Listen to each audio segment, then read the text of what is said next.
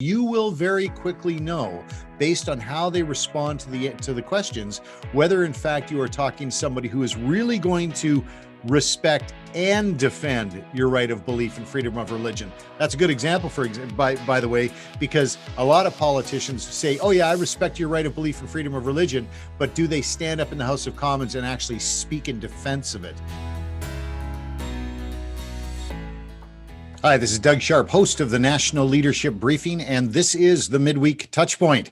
Well, last Midweek Touchpoint, we played a segment of the previous National Leadership Briefing where we introduced the training that we are going to be doing leading up to what most are saying is going to be a very, very soon federal election. Now, why is it so important that we take the time to pay attention to what it is that we are going to be doing at the time of a federal election? Well, here on the National Leadership Briefing, we believe that we must recognize that civil government, federal, provincial, municipal governments, and even school boards, those governments make decisions that are either going to impact the lives of our neighbors in a positive or negative way.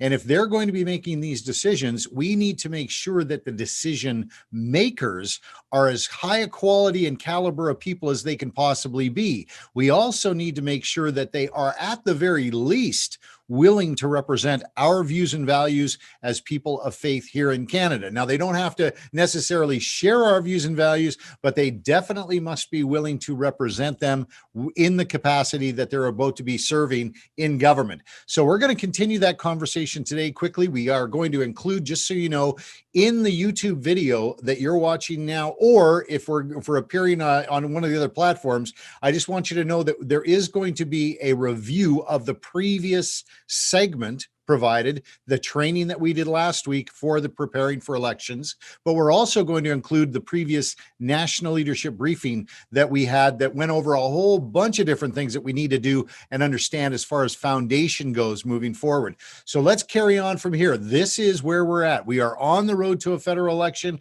We understand what it is that we're going to be doing. We know why we're going to be doing it. We want to be engaged because these decisions are going to be made and we want to pick the best people possible to be in those places. But how do we determine who it is that is the best person for the job? Well, in the National Leadership Briefing, there is no better thing, we believe, that you can do than ask questions. And you are going to have, wherever you are in Canada, in your electoral district, you're either going to have a member of parliament that is elected and returning to become a member of parliament. So this is somebody who's been in office and is running to stay in office, or you're going to be talking to a candidate who wants to replace a member of parliament who was in office or is in office. So you're going to have two different types of people in front of you. Now, let's take a look at both those groups right now. First of all, the candidate that is the member of parliament. If somebody is running again and they've been a member of parliament, they have something awesome that you can use to determine if they're sharing your views and values.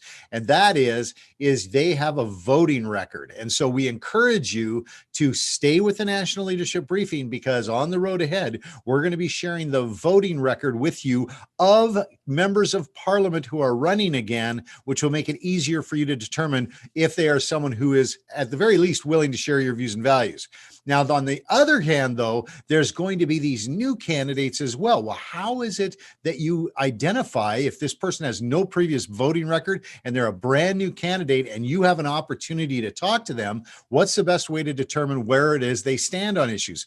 Well, we believe the best thing to do is to close your mouth and ask question, close your mouth and listen for the answer. As many questions as possible. And so what we've done is we've prepared a document here called Election Day Prep. And this Election Day Prep document actually gives you questions that you can ask of candidates to find out where they stand on different things. Now, let me just give you an idea as to some of the questions that are on this. Now, because it's the National Leadership Briefing, you know it's all going to be about the 4 pillars.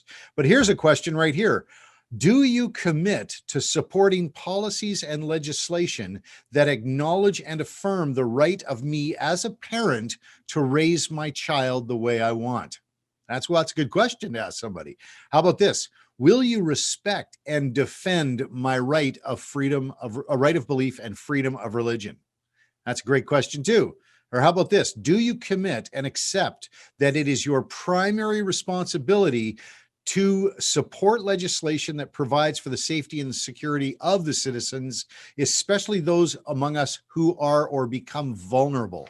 Now, these are all great questions to be asking, but I want you to listen when you ask a question like that to a candidate, to their degree of understanding and commitment that they have, because you will very quickly know, based on how they respond to the questions, whether in fact you are talking to somebody who is really going to respect and defend your right of belief and freedom of religion. That's a good example, by the way, because a lot of politicians say, oh yeah, I respect your right of belief and freedom of religion, but do they stand up in the House of Commons and actually speak in defense of it when it is under attack? Well, oftentimes they don't. So these are the things that we want to provide for you on the road ahead. My encouragement would be is that if you are not already signed up for the National Leadership Briefing, that you do so at nlbcanada.ca,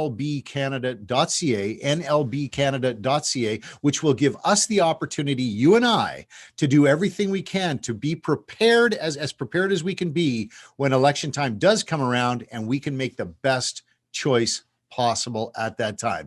Well, I hope you find this helpful today. I hope you find these questions helpful and some of the materials that we're going to be providing you on the road ahead. And in the meantime, and until next National Leadership Briefing, know that we are praying blessing over you, over your family, and over this great nation of Canada. Bye for now.